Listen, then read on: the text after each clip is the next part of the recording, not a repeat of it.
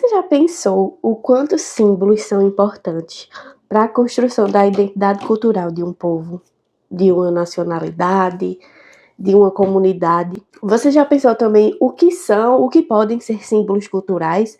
Se são apenas objetos? Já pensou o quão grande é a vastidade de símbolos que podem compor uma cultura? E o quanto isso é importante no sentimento de pertencimento de cada indivíduo que faz parte dessa comunidade, dessa sociedade? Olá! Meu nome é Gislaine e esse é o canal TV Girta. E aqui nós entendemos a identidade dos povos através de suas crenças, seus costumes, suas festividades. E no vídeo de hoje nós vamos entender como os símbolos criam identidade cultural, o quanto eles são importantes para isso. De início nós vamos entender o que são símbolos, o que pode ser considerado símbolos, depois vamos entender como os símbolos se tornam símbolos culturais. Vamos ver sempre exemplos, vamos ver também as mutações que um símbolo pode receber, os significados também nas diferentes culturas que o mesmo símbolo pode ter. Vamos começar. O que seria um símbolo? Para a semiótica, o símbolo é um dos 3 elementos principais que compõem o signo. Signo seria, digamos, o símbolo seria o significado. Se você pesquisar, o signo vão ter outras significações, por exemplo, como os signos do zodíaco, que podem ser peixe, sagitário, escorpião, mas aqui signo seria o significado, seria o símbolo que ele vai indicar ou expressar alguma coisa. Então, por exemplo, está acontecendo alguma coisa e uma pessoa poderia perguntar qual seria o signo desse acontecimento. Então seria meio qual é o significado, o porquê está acontecendo esse determinado acontecimento.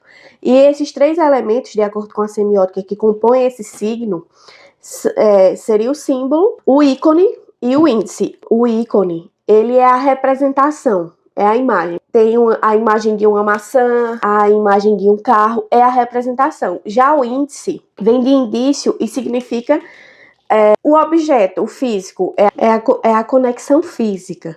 O ícone, ele vem como a representação, a imagem. O índice, ele vem como a relação física, o objeto, digamos em si. E o símbolo é a simbologia, o significado.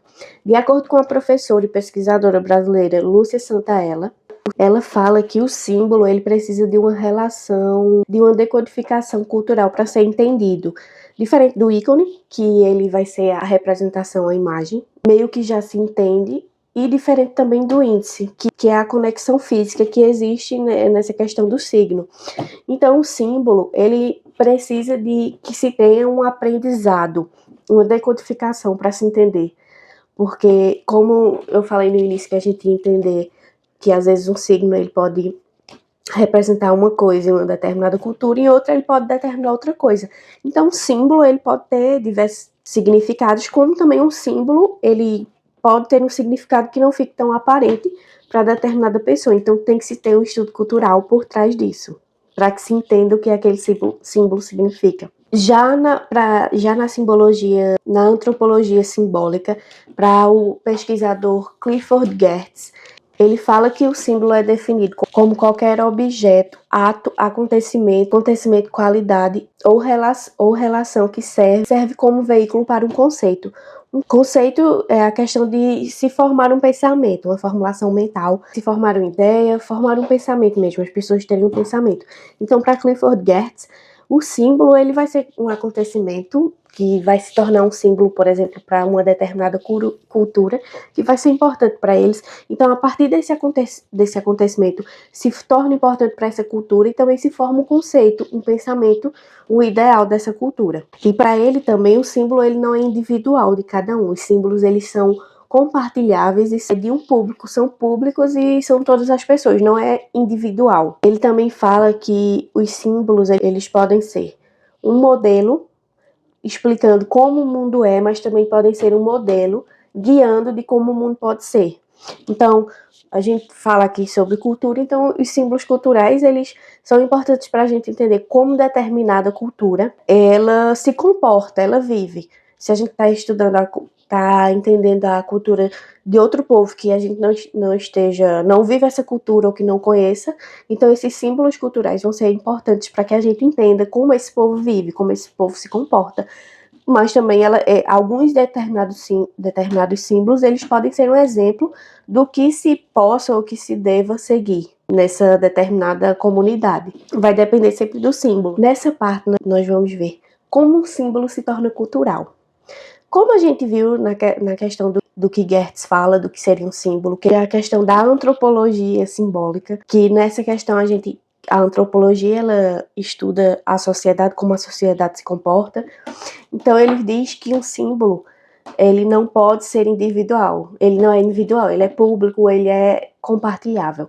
Então o símbolo se torna cultural quando ele deixa de ser simbólico, deixa de ser individual do indivíduo. Ele se torna cultural quando ele é compartilhado, mas não apenas compartilhado, quando ele começa a integrar essa comunidade, quando ele começa a fazer parte, quando ele é aceito por essa coletividade, ele se integra, então ele começa a fazer parte desse povo, então aí sim ele se torna um símbolo cultural. Então, por exemplo, há algumas etapas para que um símbolo se torne um símbolo cultural para determinada sociedade. Uma das etapas é a convenção social, que é isso que a gente já vem falando, que é a comunidade, esse grupo de pessoas desse determinado local, dessa determinada comunidade, eles concordam que determinado som, imagem, determinado objeto, ele forma um conceito, mas não só forma um conceito que seja importante para esse povo, que comungue, que converse com os ideais, com as ideias desse povo. Então, aí, a partir disso,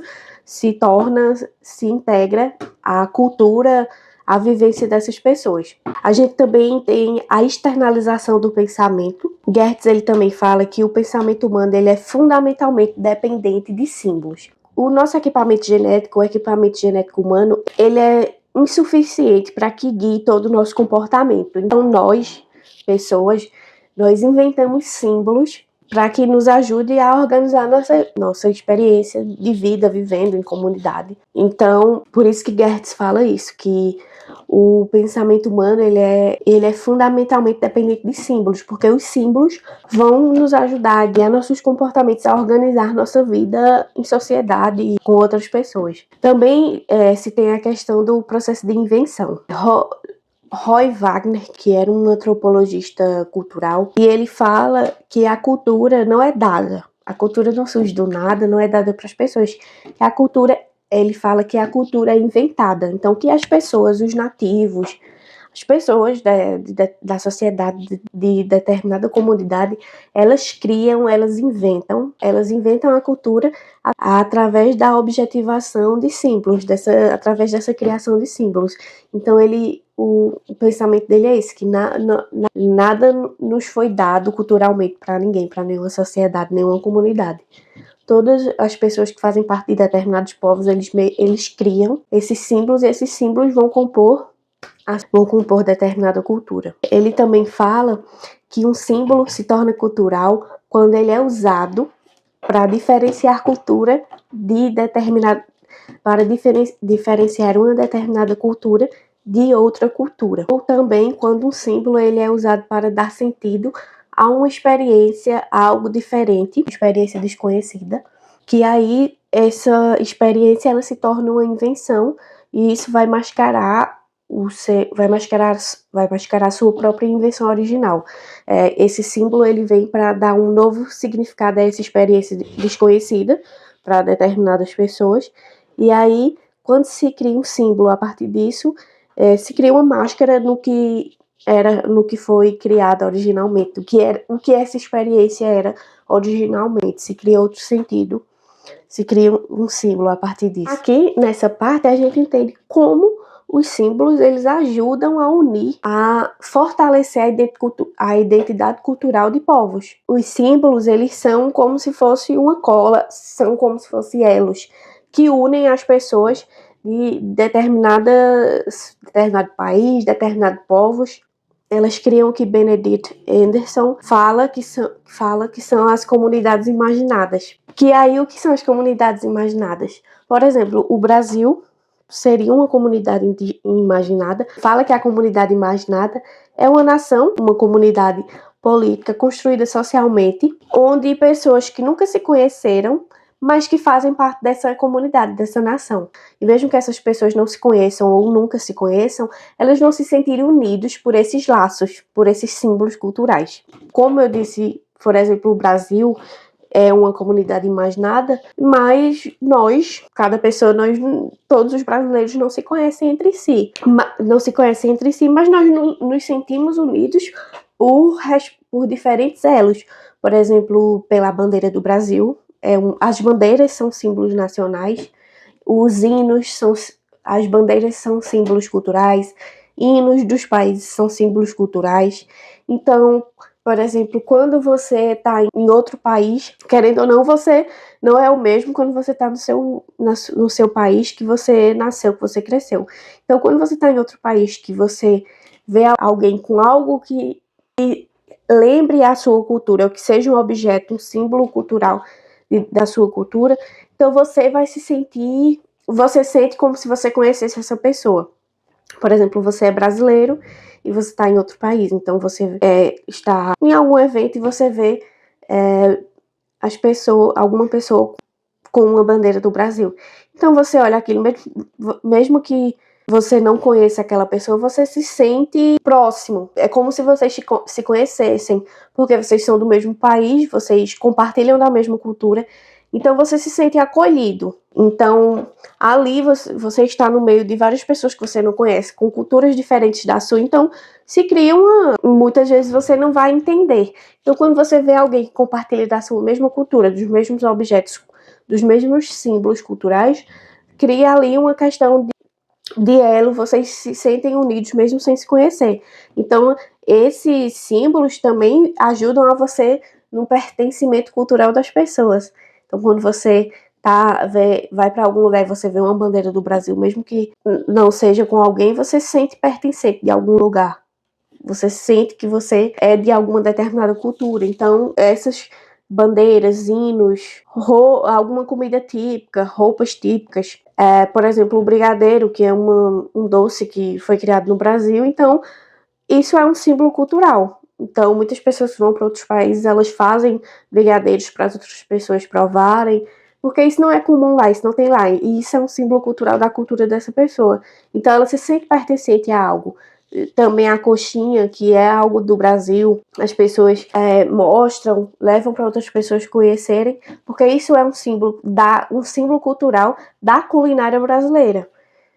Então, vão ter símbolos culturais na dança, na culinária, na roupa, na música. Aqui a gente vê alguns aspectos que ajudam nesse pertencimento que os símbolos culturais trazem e que ajudam a fortalecer as culturas. A identidade como projeto. Zygmunt Bauman, creio que seja assim, Zygmunt Bauman, ele fala que a identidade não é algo descoberto, mas sim inventado. E que os símbolos culturais é que fornecem esse material para essa invenção. Então, os símbolos, eles vão ajudar na construção da identidade dessas pessoas, que é o que a gente vem falando. Esses símbolos, cada símbolo vai compor e dessa junção vai se ter a identidade desse povo. Por exemplo, a identidade do Brasil, a identidade do México, a identidade cultural. Então, os símbolos, eles vão ajudar na construção dessa identidade, na invenção. Também se tem a mediação do sentimento de pertencimento, que Benedict Anderson fala que as bandeiras, os hinos, a língua também, o idioma que as pessoas falam, eles ajudam, fazem com que milhares de pessoas se sintam pertencentes à mesma nação.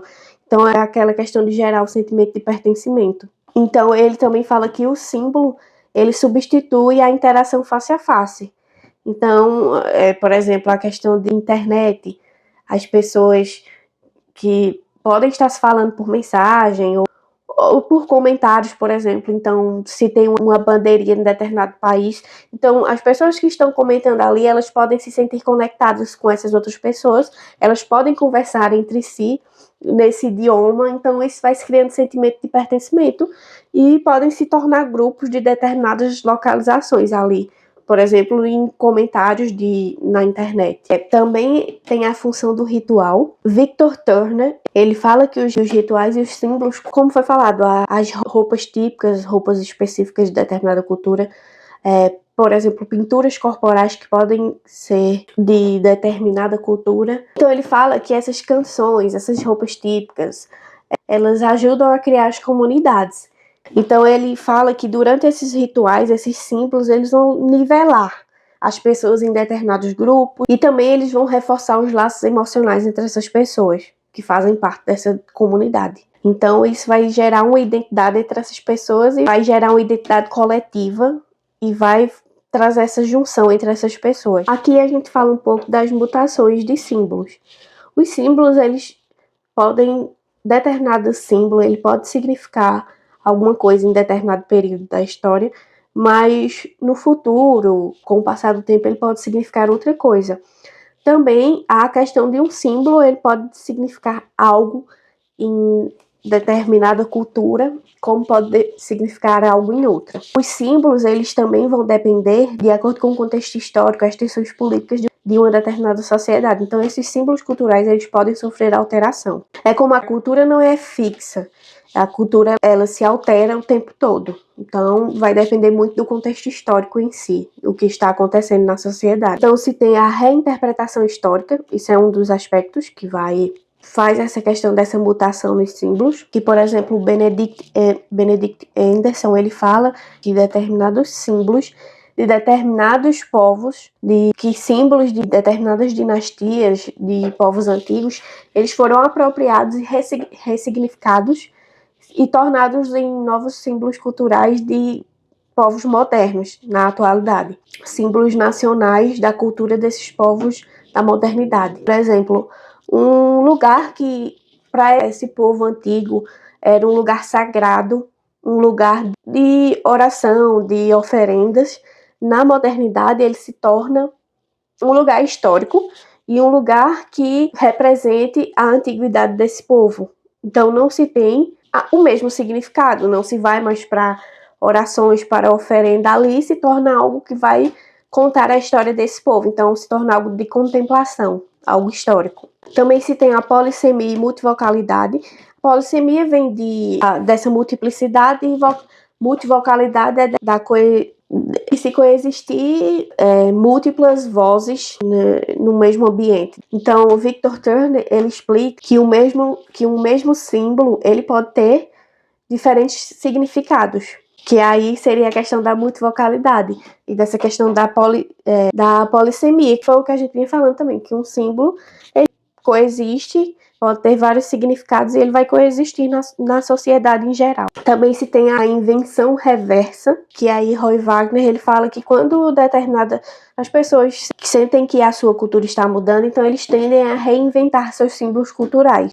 Eles reinventam esses símbolos para que se dê uma aparência de continuidade, para que continue fazendo parte da cultura dessas pessoas. Então, eles vão reinventar mesmo que se altere o significado original. Um exemplo bem interessante é, por exemplo, a suástica, que creio que, pelo menos, por exemplo, para as pessoas do Ocidente, sempre vai ser associado ao movimento do nazismo, ao movimento fascista, que foi muito usado e foi um movimento predominante na Segunda Guerra Mundial, onde se tinha esse preconceito, essa perseguição predominantemente contra pessoas judias, mas contra pessoas pretas, ciganos, pessoas deficientes, homossexuais, e se buscava uma soberania da raça ariana. Então, a suástica não foi aquele desenho não foi criado pelos nazistas. A suástica é um símbolo milenar que ele significa boa sorte e bem-estar. Ele é originário da Eurásia há mais de 7.000 anos antes de Cristo. Então ele vai ser usado no budismo, no hinduísmo, no janaísmo. Essas religiões que fazem parte do Oriente, que elas se originam na Índia. Então essa suástica ela vem de lá. Então o movimento nazista, eles se apropriaram desse símbolo, desse desenho no século XX, trazendo para esse movimento. O objeto em si original, ele é uma cruz, assim, e o movimento nazista, eles fazem uma inclinação dessa imagem. Por esse símbolo ter sido associado a algo tão triste da história, então também ele não ele traz essa marca com ele. Então muitas pessoas não sabem que esse símbolo já existe há muito tempo e que ele tem, originalmente ele tinha outro significado. Ele tem outro significado, mas foi apropriado por essas pessoas do nazismo, as pessoas que faziam parte desse partido, e foi usado por essa outra foi usado nesse movimento, nessa guerra. Então, a gente entende como os símbolos podem ser mutáveis e também o como eles podem coexistir em significados. O símbolo original, ele também ainda existe. Ele ainda tem o seu significado original. A gente vai ver alguns exemplos e alguns símbolos culturais que vão nos ajudar a entender melhor. O idioma do português, mesmo que seja um país de outros continentes, por exemplo, Portugal na Europa, alguns países da África. Então, a gente pode ter esse pertencimento enquanto falantes da língua portuguesa, mesmo que tenham seus sotaques, que isso aí são questões culturais também de cada região, a gente se cria esse elo. Essa língua se torna um símbolo cultural e é um elo de junção dessas pessoas que falam esse mesmo idioma. O mapa também é um símbolo cultural, por exemplo, Benedict Anderson, ele fala que o mapa ele não é apenas uma ferramenta geográfica, ele não vai servir apenas para que as pessoas consigam se localizar ou localizar determinados lugares, que ele também se torna como um símbolo de soberania. Bem interessante também, Geertz traz a questão da piscadela, de piscar, e ele fala que essa questão de piscar pode ser um espasmo da biologia, que a gente não vai conseguir ficar com o olho aberto sempre, então a gente pisca o tempo todo. Isso é algo natural. Mas se for, por exemplo, você for piscar apenas um olho e for algo que você queira, ele vai trazer outro intuito. Você não está piscando uma questão biológica, você pode estar piscando para uma questão de você tá combinando algo com alguém, então você pisca nessa questão para que a pessoa entenda que você está combinando algo com ela e as outras pessoas não vejam. Então, ela pode trazer vários significados dependendo do contexto em que está inserido e da forma que é produzida. Algo também, por exemplo, é a questão dos sinais, como eles vão mudar em determinados lugares. Por exemplo, alguns sinais, geralmente, por exemplo, esse sinal de OK, ele é um sinal meio que vai significar OK em vários lugares do mundo.